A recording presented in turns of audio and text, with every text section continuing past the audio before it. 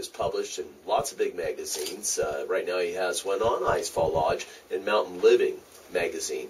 So Doug is a nationally photographed guy. Well, anyway, it's sort of a warm-up to a trip we're going to be doing this summer on K-Bear Ventures down the main fork of the Salmon. And K-Bear, like as in Chris K-Bear? No, this okay.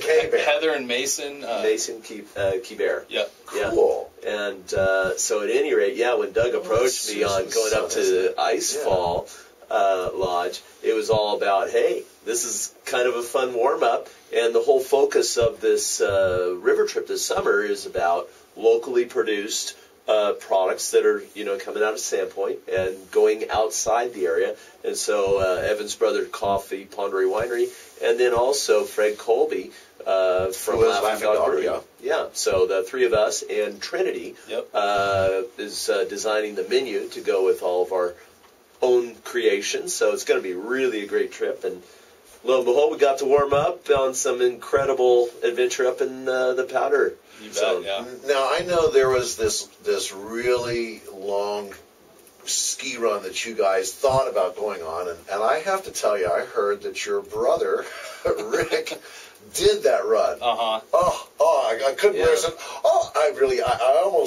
I almost came over and ragged you, but no, that's tough. There's a little bit of regrets. I wish I had done that final run.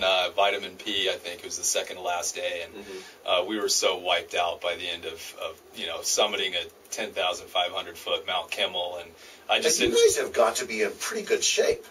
It was a great trip. Every day we averaged about 6,000 feet of climbing and descending. Yeah, and it was really great because everybody that was on the trip was well prepared. In fact, the day that Randy was talking about Vitamin P, I also opted out. I would have loved to have done it, but in mountaineering, a big part of your responsibility is knowing when to say not now. And for me, I was there. I was good with it. Would have loved to have been there. I'll be back. But you got to be safe when you're out there. We had plenty of great powder turns the whole week, so there's it was absolutely. And it's not like traditional heli skiing where they take you up and drop you and then you ski down. They just dropped you out there and then picked you up, right? The only way to get to this lodge was by helicopter. You couldn't snowmobile. So that was really just your transportation. Absolutely, yeah. Yeah, brought us. There was 12 in our group plus a guide, and all of our food and our gear for a week, and. It was just a wonderful ambiance, great group of people, mainly Sandpoint-based people. Right, I saw some fantastic pictures that Dave Raseska had put out, and was part of your group. Well, I'm jealous. I think I want to go sometime, but I think I need to get in better shape. So well, there are some great adventures right here locally with Selkirk Powder Company. If you want to get that experience. We were actually up with them this last week. I had some friends from Virginia, and doing a shout out to Ken. Thank you very much for taking care of my friends. We have whitewater rafting, too, not far away, although I prefer going down to Hell's Canyon, Snake River, which is ultra cool. Very nice. It's kind of nice to be able to have all of these options available to us. Now, that ski trip being said, let's talk about, there is just this little corridor that's kind of happened near where you are. You're near the old grain elevator. Right. And the Sandpoint Music Conservatory has just moved into the old Catholic church. Yeah, they're in the process of moving into the Catholic church there, and there's going to be sort of a launch June 2nd, I believe, for the Music Conservatory. It's going to be a big block event. Everybody in that sort of granary district is going to get involved, and we're going to have music and all kinds of cool stuff going on. And they have children's theater that's starting. We've had Sarah Wood Caruso on several times talking about the Shakespeare class. There's going to be a natural foods little cafe in there, and it does create this little corridor between what is that antiques place? Foster's Crossing. Thank you. Yep. Foster's Crossing all the way to the church. Yep. And I do want to say a shout out to Justine's Gently Used Clothing, which is doing very well in Foster's Crossing right now. And I want people to pay attention because the Pearl Theater is in the old church that was just renovated up in Bonners Ferry. And we here in Bonners Ferry have found this to be a fantastic place. I mean, it's awesome. The restaurant is fantastic. The shows that have come in, and they did such a good job. So down in Sandpoint, we think that it's a great idea there too, and it's nice to have Monastery and Sandpoint doing this with our old churches. Now, speaking of taking old and making it new, there's something called pop-up retail. Steve, can you tell us about that? Yeah, the pop-up retail store that'll be opening on March 4th, just a short term through March 1st through 4th. So 1st being the first Thursday of March.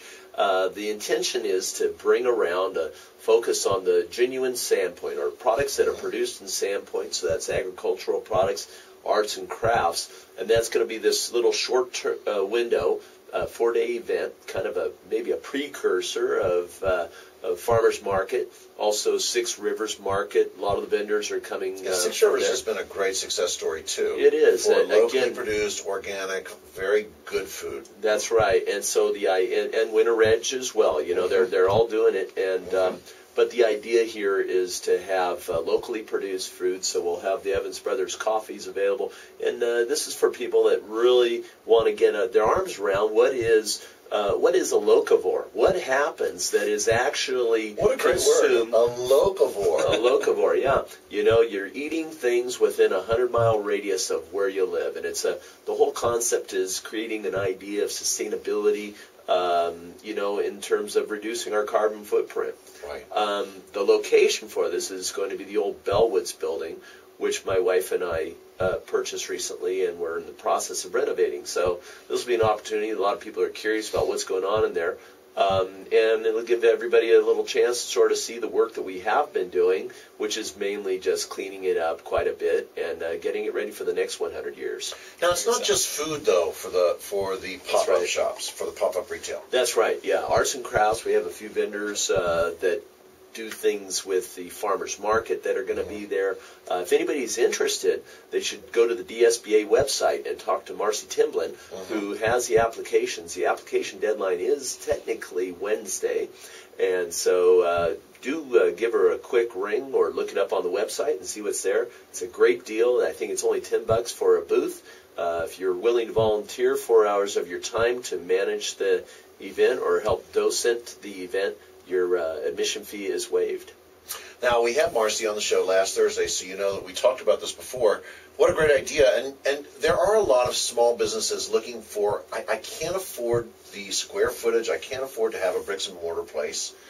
And how do I get my word out there? Well, of course, you can get on the internet, you can do a web-based business. But you have these kind of opportunities. This is a great opportunity to at least get out there and see how the public responds to your products. Yeah. So take this under advisement from a guy who's had several businesses that have failed. You want to try this first before you go in and sink a lot of money. It's a great idea.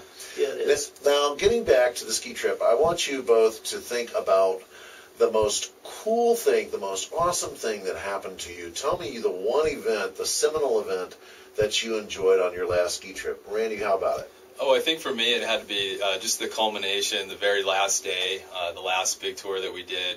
Beautiful, beautiful day, sunny. We hiked up to, skinned up to this glacier. It's called Diamond Glacier, and we got to actually kind of ski through this crevasse. And then we did a 5,000 vertical run down to the valley floor, and it was just an amazing, amazing experience. Did you carry all your gear with you when you did that run? They just took you up from the... Well, you know, we had backpacks, of course, and food and water. Oh, no, I was talking about all your gear. Oh, yeah, right. Steve, what was it for you? Well, gosh, you know, I'd have to say more than any one specific event, it was the understanding that it was kind of a intellectual challenge to get my head around going out for a week, you know, and having good feet, good knees, you know, enjoying, of course, the people we were with. That was easy.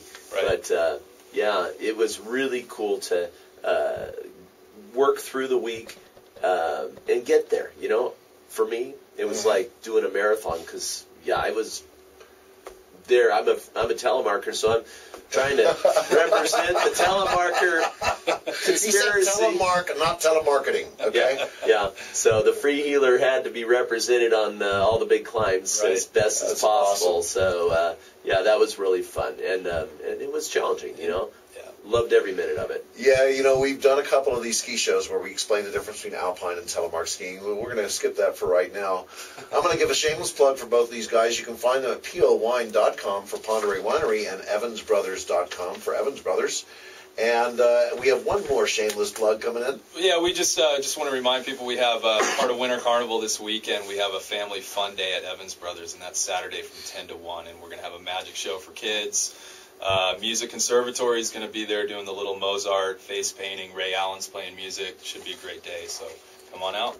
Speaking of Winter Carnival, if you didn't have a chance to see what was going on in Winter Carnival, just go to YouTube, type in Sample Winter Carnival. You can see the video I posted of ski joring, of the fire dance. By the way, great picture of you from the fire dance. Oh, great. and also the Rail Jam. You can see all the Winter Carnival events on my Facebook page. Just go to Gary Lirette. You don't have to sign up. You can just look.